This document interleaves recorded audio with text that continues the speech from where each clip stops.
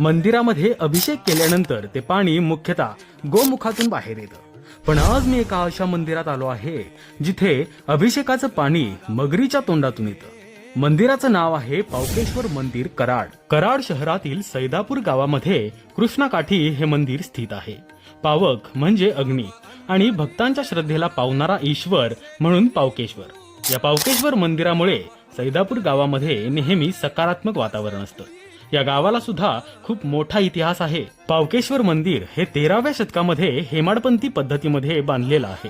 17व्या शतकापर्यंत या गावाला शिवापूर म्हणत होते, पण पावकेश्वर मंदिरामुळे सिद्धपूर म्हणू लागले। नंतर आदिलशाहीच्या काळात सिद्धपूरचे सय्यदपूर केले आणि सय्यदपूरचा अपभ्रंश होत होत ते सैदापूर झाले। इथे केलेल्या अभिषेकाचं पाणी मगरीच्या मुखातून बाहेर येतं। मगर ही गंगेची कन्या मानली जाते आणि पवित्र गंगेच्या मुखातून पवित्र गंगाजल मिळावे ही त्यामागची गोष्ट आहे।